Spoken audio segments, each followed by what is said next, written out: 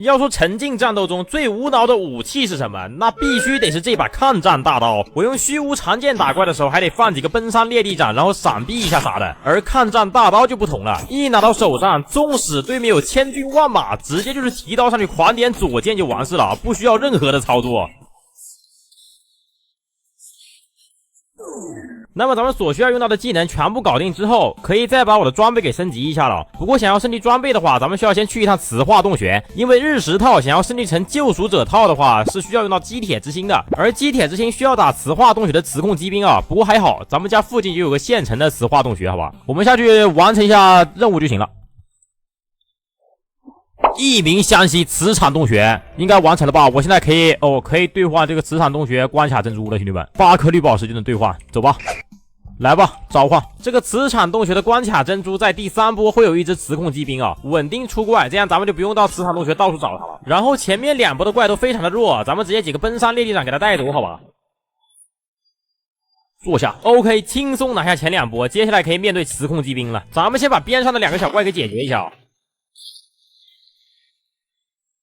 OK， 成功拿下，然後咱們過來激活一下這個磁控機兵。打這個磁控機兵，咱們得盡量跳得高一點啊，不然是打不到他的。所以最好要給靴子附魔一個月步啊，閃電劈他，跳出來，大他腦瓜子，跳劈，无敵的磁控機兵倒下了，可以拿下，兄弟們。然後這個磁控機兵嘎了以後，他的屍體處就會留下一個基鐵之心啊，咱們要的就是這個東西，直接挖走，可以升級裝備了，兄弟們。頭盔，它是鐵塊加這個頭盔加月之水晶，救贖者頭盔。OK， 然后靴子，救贖者靴子，然後胸甲需要基鐵之心加月之水晶，救贖者胸甲，救贖者護腿，搞定救贖者套。然後咱們再把需要用到的飾品給兌換一下，剛才的磁場洞穴珍珠還給了一些飾品兌換券的。先換一個擊暈免疫戒指，免疫擊暈硬直效果，有了它咱們就不會被怪物打出硬直了，必備飾品沒有之一。然後咱們再換一個皮革腰帶，這個可以用來增加護符槽位啊。戴上之後多一個護符，可以上2個不死图騰，兄弟們，容錯率又提升了一個檔次呀，兄弟們。然後我這邊再換一個生命戒指，加10點最大生命值，戴上 OK， 我現在很肉。然後咱們再換個午夜斗篷，略微增加點傷害哦。死过夜。那這邊飾品的話暫時也搞定了，我們可以去把那個鍍金給搞了，搞完鍍金可以去做抗戰大刀了。那麼鍍金的話，咱們需要先準備一個鍍金台，這個鍍金台合成是需要用到一個烈焰粉的，所以咱們得去下界打點烈焰粉啊。我們先往下界要塞去吧，先搜一下下界要塞，我看路上能不能遇到這種會爆烈焰粉的怪，如果遇不到的話，咱們就得去下界要塞杀烈焰人了。好像在我臉上這個要塞，我來嘍，前面就是烈焰人刷关龍，先把烈焰人宰了，直接一刀劈死。2個煉棒可以，在這邊放個指路石可以走了，兄弟們。下界要塞，走回家，先分解2個烈焰粉出來，然後咱們做一下鍍金台，兄弟們。OK， 鍍金台到手，好，接下來我就要開始瘋狂鍍金了，兄弟們，來吧，把這個鍍金台放這邊放下來。那麼這個鍍金是啥意思呢？其實就是附魔啊，不過這個附魔它的附魔等級只能是1級，其他的沒有什麼特別的。咱們先從武器開始，直接放上金锭開始鍍金就可以了，鍍金一次花費16個金锭啊。看一下出了什麼，亡靈殺手可以。那麼鍍金完一次之後，你就會發現這個鍍金的按鈕變灰了，意思就是說一件物品鍍金次數的上限只有1次，更嚴謹的說應該是正常只能鍍金1次。我都已經這麼說了，那肯定就是還有辦法可以鍍金很多次啊，兄弟們。眾所周知，將綠寶石放入這個槽位可以進行重新鍍金，那麼咱們只需要點擊一下重新鍍金，它這個重新鍍金的進度條就會開始往上漲。這個時候咱們直接把槽位裡面的綠寶石給它換成金锭，那麼這個重新鍍金的進度條就會變成鍍金的進度條，然後你就會驚人的發現武器上面的鍍金變成了2條。所以咱們只要使用這種方法就可以進行無限的鍍金啊！武器的附魔數量有多少個它就能鍍金多少次。不過武器鍍金的時候一定要注意，千萬不要鍍金出來幻雷这個附魔啊，纯負面，其他的附魔咱們不嫌少好吧？但是這樣會消耗大量的金锭啊，不過還好咱們開局在布萊德教堂掏到了一堆金塊，完全不帶缺的好吧？冰霜附加、毒性附加、亡靈殺手、襲擊殺手、擊退，這樣就可以了兄弟們。我再鍍金的話我怕他出幻雷，這樣咱們就功虧一簣了，到時候要重新鍍金的。接下來就是裝備鍍金了，装備就全部拉滿就完事了，沒有什麼需要規避的附魔。Later， 全套裝備附魔鍍金全部拉滿，還有武器也是無敵。附魔和鍍金拉滿之後，咱們再把盔甲前綴的這個品質給換一下啊，在任務裡面可以直接兌換盔甲品質的，直接兌換。咱們4件装備的品質全部統一兌換成活力，增加2點最大生命值就行了，容錯率直接拉得滿滿的，好吧？好，4個活力修改，來，頭盔活力，胸甲活力，护腿活力，靴子活力 ，OK， 全套活力，兄弟们。然后我看一下装备还能再升一波级呢，还能再升，可以直接升金角套了，兄弟们。用附魔金苹果加月之水晶就好了。金角头盔、胸甲、护腿、靴子。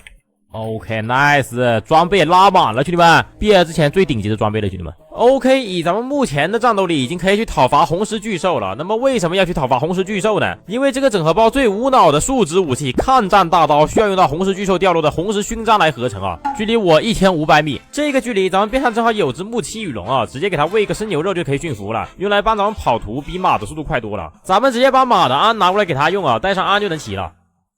走吧，走吧，走吧，那咱們騎這個木漆羽龍去找紅石巨獸吧，1500米而已。OK， 到了，我看一下，紅石巨獸在這個位置，兄弟們，它這個結構裡面有很多小怪的，咱們直接下去找紅石巨獸。它在負49層，我這邊下去肯定會爆怪的，兄弟。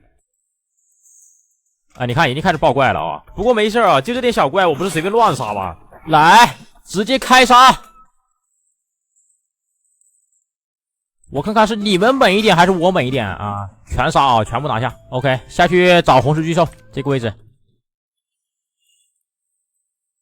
你丫的，紅石傀儡啊！直接秒紅石過載。喲，你幹什麼？我劈！過來送是吧？我直接進來開無雙啊！順便過來刷點技能點數，兄弟們。正愁沒過來刷技能點數的。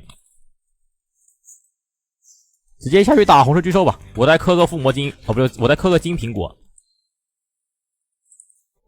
我一巴掌，直接對掏，直接對掏，好吧？對掏，對掏，來對掏。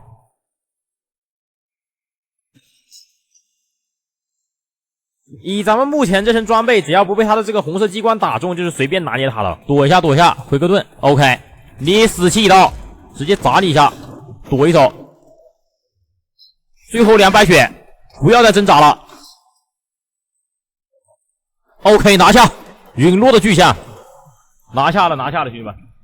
紅石巨獸已經被我拿下。看一下紅石巨獸爆了什麼？他會爆這個紅石勳章，這就可以用來做抗戰大刀。還有個史詩戰利品帶，開一下看能開出來什麼東西啊？沙漠珠分鞘刺貝氏啊，可以滑翔了。但是最誇張的是，它不僅僅只能滑翔啊，除了滑翔以外，它還有一個推進的效果。雖然起飛之後推進的次數是有限制的，不過這也無性接近於飛了，好吧？我只能說很強。來吧，我們先合成一下抗戰大刀，直接合成抗戰大刀。OK， 無腦神器來了，兄弟們，最無腦的武器。Later。然後我稍微花了點時間，已經把抗戰大刀的附魔和鍍金都拉滿了。接下來就是品質的問題，咱們直接到任務裡面隨機抽取一下4個強力品質的其中之一啊，只要不來矯健我都能接受，兄弟們。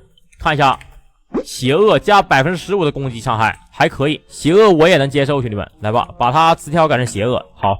OK 了，但是目前咱們的抗戰大刀還不是全盛時期啊，咱們還需要拿着這把抗戰大刀殺100隻怪才能解鎖抗戰大刀的全盛時期，好吧？武器擊殺數大於100之後會免疫黑暗、失明、緩慢、挖掘疲勞效果，每10秒隨機獲得抗性提升、霸體和生命恢復力量效果中其中2個。那就順便讓你們見識一下這把抗戰大刀到底有多無腦，好吧？用抗戰大刀就只需要知道一點就行了，那就是左鍵不要停，無腦左鍵就完事了，幾刀下去根本沒有幾隻怪能砍得住的。但是它唯一不足的就是攻擊招式比較平淡，不夠帥，不夠炫酷啊，剩下的全部都是優點。OK， 拿下，看一下現在抗戰大刀的殺敵數124，夠了，抗戰大刀已經拉滿了。